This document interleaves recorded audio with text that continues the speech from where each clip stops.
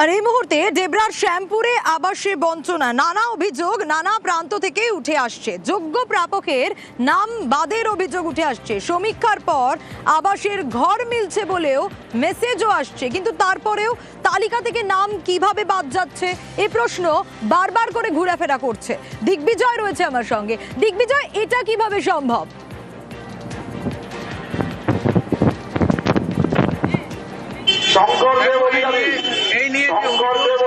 কিন্তু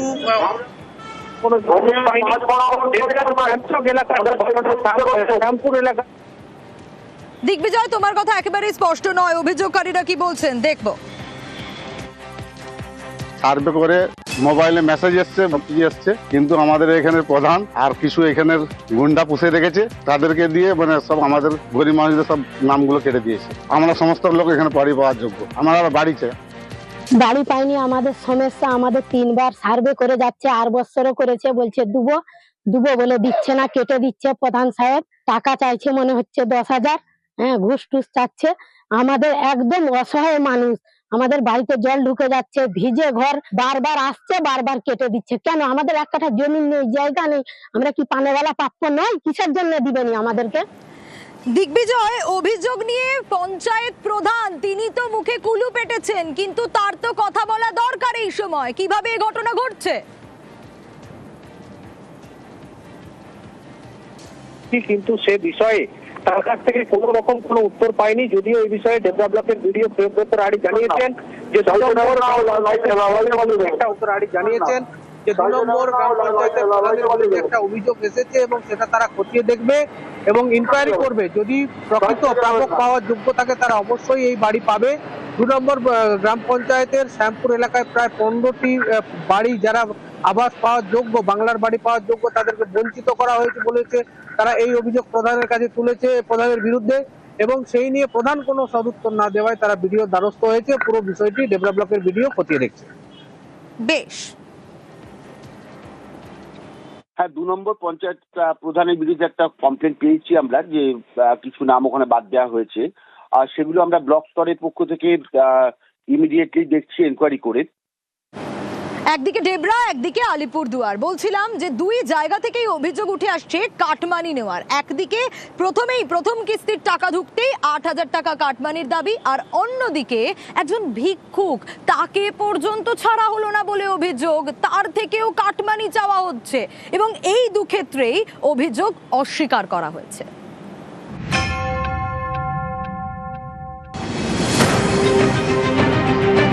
টিনের ছাউনি, ইটের দেওয়াল, এটাই ইলিয়াস খাঁর বাড়ি।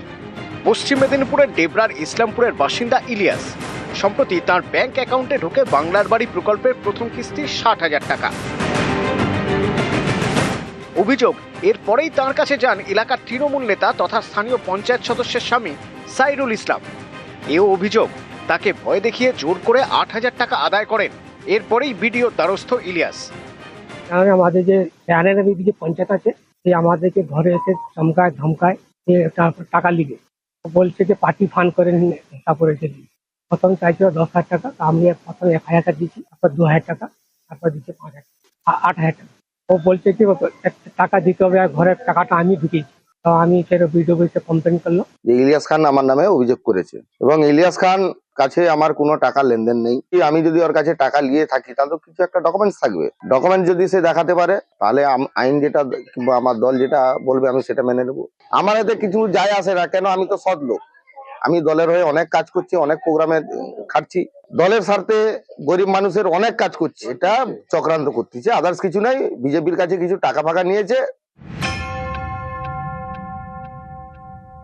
এক অঞ্চলে যেটা ঘটনাটা ঘটেছে, 8,000 টাকা নেওয়ার একটা অভিযোগ পাওয়া গেছে।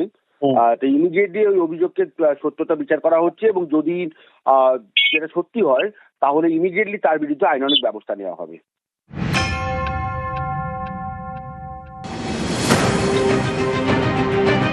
আলিপুরদুয়ার 2 নম্বর ব্লকের খাতোপাড়া, এখানকার বাসিন্দা শেফালি বর্মন ভিক্ষে করে পেট চালান। সম্প্রতি বাংলার বাড়ি প্রকল্পে আবেদন করেন। অভিযোগ, সেই বাড়ির জন্য 20,000 টাকা দাবি করেন তৃণমূল পঞ্চায়েত সদস্যের স্বামী তথা এলাকার তৃণমূল নেতা শিবু রায়। এ নিয়ে জেলা শাসকের কাছে অভিযোগ জানান শেফালি। পঞ্চায়েতে 20,000 টাকা চাইছে। আমি কই যখন পয়সা পাবো তখন করে কিছু করে দিব। ওই জন্য ঘর নাই, এখন কয়েক ঘরের নাম নাই। কে টাকা চেয়েছে? পঞ্চায়েতে। কি নাম? শিবু। কোথায় বাড়ি? মহাকাল চৌপতি খাতপাড়া।